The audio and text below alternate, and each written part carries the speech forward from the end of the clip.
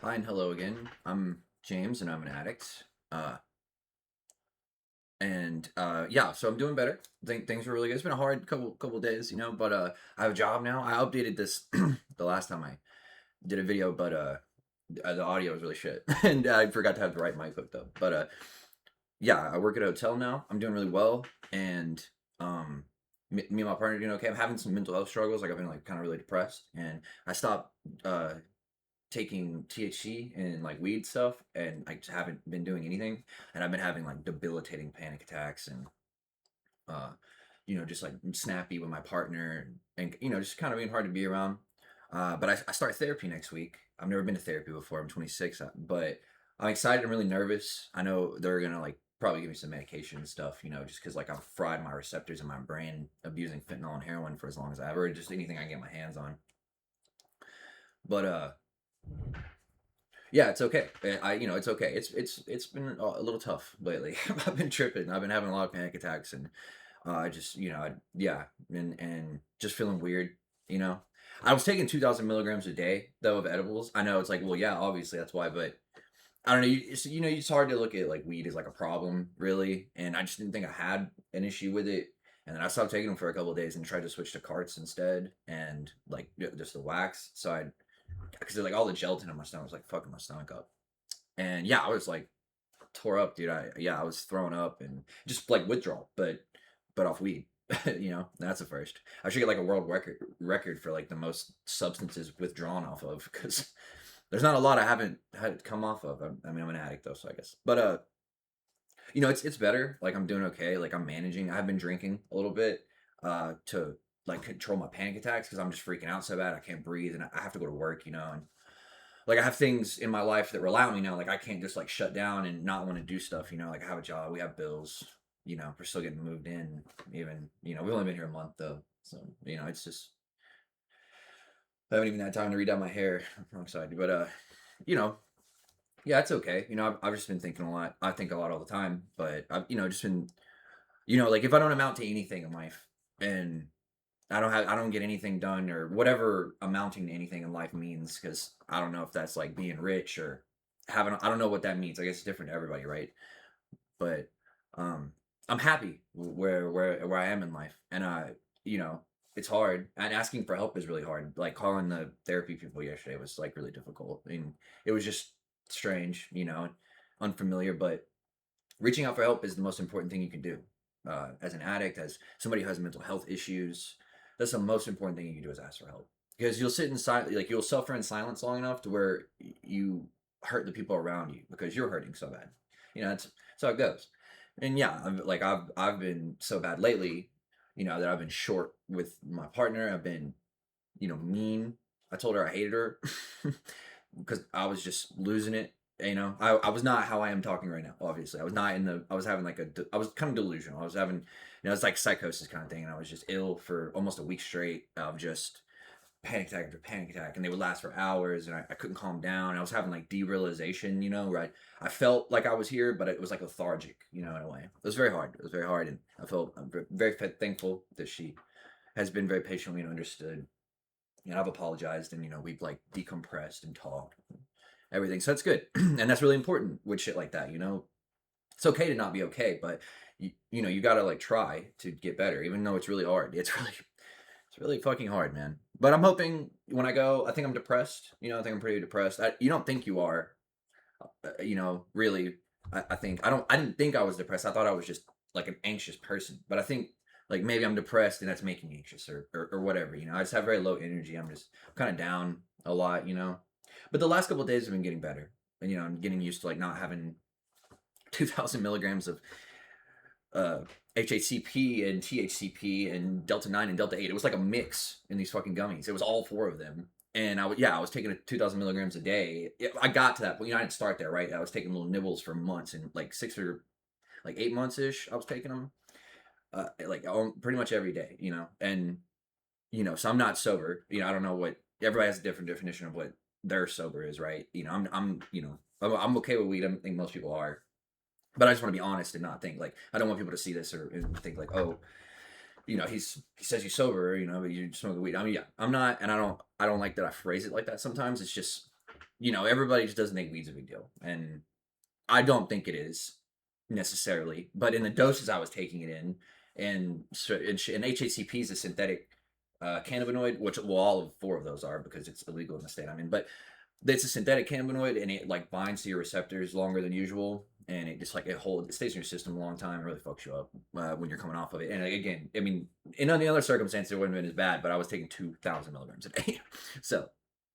But I'm getting my head right, and things are cool, and I'm just thankful. I'm thankful for like the people that support me. I'm thankful for, for my partner, mostly like she's I'm with her every day. She's my best friend. We are best friends. Like we love spending time together. We love yapping. We don't, we've, it's a good thing for me. I've been somewhat of like a womanizer, and I wasn't a good partner to a lot of the women I dated, and that's shitty, and I understand, like I didn't like, do no heinous shit. I didn't like beat them or anything, stuff like that. But I was like verbally mean, and on drugs obviously, so I didn't care, and I was like taking our money, and that was a bad person. And I just, again, like that's why I started making these, because I don't want to be a bad person anymore. I don't want to be, who I was a year ago, and well, the last like 7 years.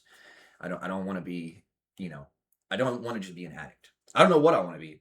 I don't know what I want to do. I don't really want to do anything. I don't have any real goals in life, but I'm happy to be alive, and I think like that's a good start, right? You know what I mean? And I'm okay with being here, and I'm not really like too concerned like about, you know becoming anything great or anything like that. But it feels like there's so much pressure in the world to like be something or be someone. You have to be, you and I don't know. I don't like that. It's a lot of it's a lot of pressure, dude. I don't like that shit.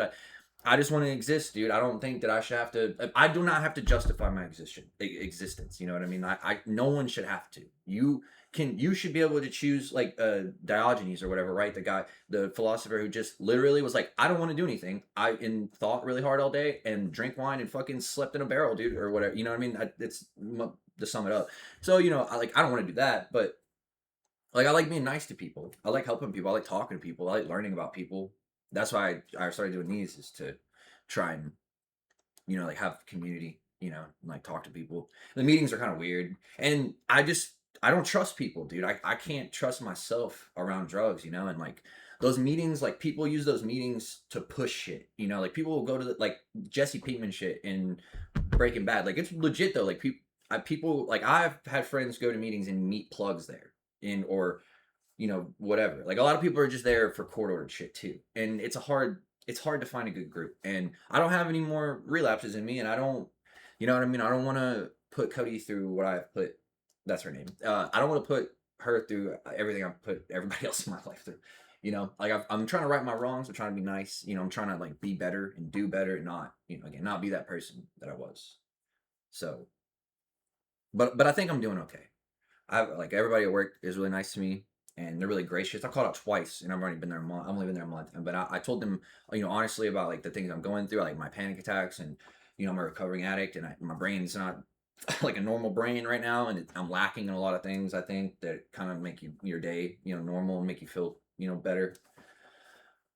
So I'm kind of just, trying to figure it out on my own, and yeah, it's hard. It's hard. So I'm asking for help, and I'm gonna go to therapy next week. Yeah. Yeah, and I think it's gonna help a lot, and hopefully, maybe they'll give me on an antidepressant, or I've never been medicated before. I mean, besides all the medication I took to get fucked up, so that doesn't count. But I've never taken like legit mental health meds, antidepressants and mood stabilizers. I was on Seroquel once for like a month or two when I got out of rehab for the first time when I was 19.